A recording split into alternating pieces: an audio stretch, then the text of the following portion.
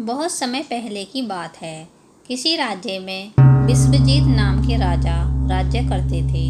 उनकी पत्नी सुरुचि बहुत अधिक सुंदर थी। महल में सुख सुविधाओं का कोई अभाव नहीं था। सेवा के लिए बहुत से दास दासियां थीं। उनके चारों ओर सुख ही सुख था।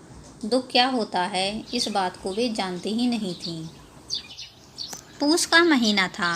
कड़कड़ाती ठंड पड़ रही थी। एक दिन रानी ने नदी में स्नान करने का निश्चय किया। उन्होंने अपनी इच्छा महाराज से जाहिर की। रानी बहुत हठीली स्वभाव की थी, पर राजा उनसे अत्यंत प्रेम करते थे। इसलिए ना चाहकर भी उन्होंने सैनिकों को आदेश दिया। सेनापति, यह हमारा आदेश है कि नदी की ओर जाने वाले सारे मार्ग रोक दिए जाएं और सभी घाट खाली कर दिए जाएं। राजा का आदेश होते ही सभी मार्ग रोक दिए गए। नदी के तट व घाट निर्जन हो गए। घाटों के पास झोंपड़ियों में रहने वाले लोग भी वहां से चले गए। अब वहां केवल पक्षियों का कलरव सुनाई दे रहा था। रानी सुरुचि अपनी सखियों के साथ घाट पर पहुंची। नदी पर उनका हास परिहास गूंजने लगा। जया, देखो कितना शीतल जल है। रानी ने अपनी सखियों के साथ नदी की झिलमिल धारा में स्नान किया। पानी बहुत ठंडा था। ठंडे पानी में स्नान करने के कारण रानी बुरी तरह ठिठुर गई और कांपते हुए बोली, जया, हमें बहुत तेज सर्दी लग रही है। जल्दी से अग्नि का प्रबंध करो, वरना हमारे प्राण निकल जाएंगे। रानी का आदेश पाकर सखियां लकड़ियां लेने चली गईं। अरे, इतनी दूर क्यों जा रही हो? ये पास में ही फूस की झोंपड़ियां हैं, इन्हीं में आग लगा दो। कम से कम ठंड से छुटकारा तो मिलेगा।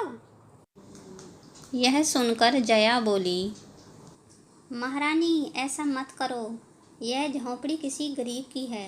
अगर झोंपड़ी में आग लगा दी तो वह गरीब निराश हो जाएगा। इतनी ठंड में वह बेचारा कहाँ जाएगा।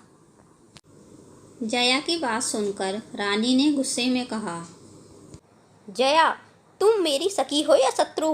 तुम्हें किसी गरीब की चिंता है, मेरी नहीं। इस सर्दी में मेरे प्राण निकल जाएंगे। तुरंत इस झोंपड़ी में आग लगा दो। ये एक रानी का आदेश है।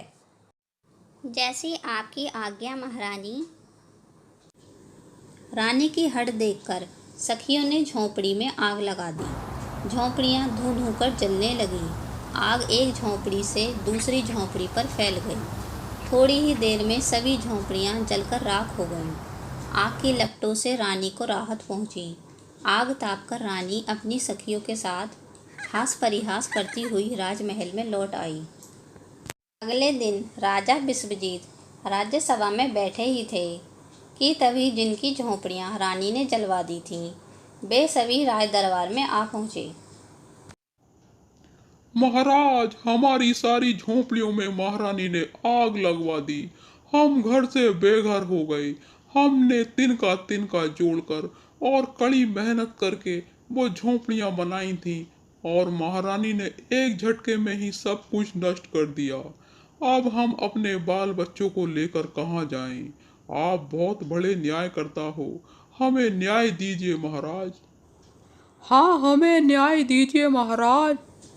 अपनी प्रजा की बातें सुनकर राजा का सिर लज्जा से झुक गया। उसका चेहरा क्रोध से तमतमा उठा। वे सभा से उठकर रानी के पास गए और क्रोधित होकर रानी से कहा, महारानी, ये क्या अनर्थ कर दिया आपने? क्या यही आपका राजधर्म है? आपने उन निर्दोषों के घर क्यों जलवा दिए? एक महारानी होकर आपको ये शोभा नहीं देता। झोंपड़ियों को जलाने का आदेश देते समय आपकी जिह्वा नहीं लड़खड़ाई? आज आपकी वजह से भारी सभा में हमारा सर लज्जा से झुक गया।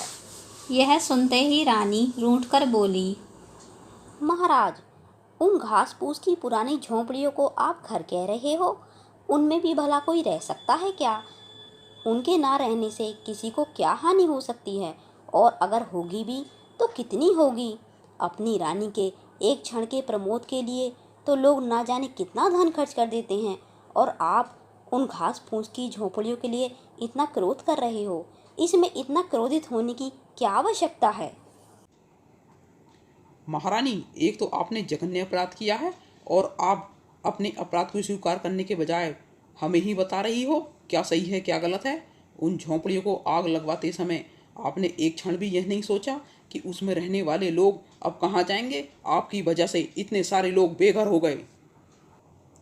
इस राज्य की महारानी होकर आपने ऐसा निंदनीय कार्य किया है। आपके इस कार्य का हमारी प्रजा पर क्या प्रभाव पड़ेगा। महाराज, झोंपड़ियों का निर्माण पुनः भी तो किया जा सकता है। आप सैनिकों को भेजकर उन्हें पुनः निर्मित करा दीजिए। महारानी, झोंपड़ियों का पुनः निर्माण अवश्य होगा, लेकिन सैनिकों के द्वारा नहीं। उनका पुनः निर्माण आपको करवाना होगा। जो अपराध आपने किया है उसका दंड आपको अवश्य मिलेगा। हमारे राज्य में किसी भी अपराध के लिए दंड समान है, फिर वह अपराध चाहे किसी आम नागरिक ने किया हो या फिर किसी राजवंशी ने। राजा ने दासियों को आदेश दिया।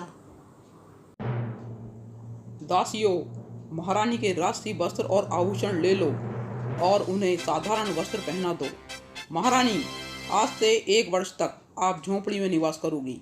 जिन गरीबों की झोंपड़ियों को आपने जलवा दिया था उन्हें बनवाने में उनकी सहायता करनी होगी। 1 वर्ष के बाद आप इस राज्यसभा में आना और सबको बताना कि उन गरीबों की झोंपड़ी का मूल्य क्या है। दासियों ने महारानी को साधारण वस्त्र पहना दिए और उनके कीमती वस्त्र और आभूषण ले लिए। महाराज, आपने हमें इतना कठोर दंड क्यों दिया? हम 1 वर्ष की लंबी अवधि उस कुटिया में कैसे व्यतीत करेंगे? सैनिकों, महारानी को सम्मान पूर्वक ले जाओ और एक झोंपड़ी में इनके रहने की व्यवस्था करो। महारानी 1 वर्ष तक राजमहल से बाहर एक झोंपड़ी में रहीं। 1 वर्ष की सभी ऋतुओं का भयंकर सामना उन्होंने प्रथम बार किया। ओह, कितनी सर्दी है! इतनी कड़कड़ाती सर्दी में लोग यहाँ कैसे रहते हैं?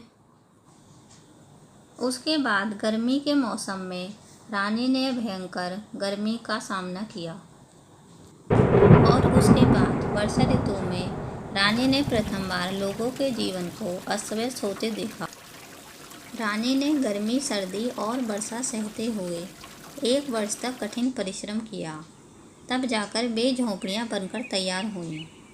अब रानी को झोंपड़ी का वास्तविक मूल्य समझ में आ गया था।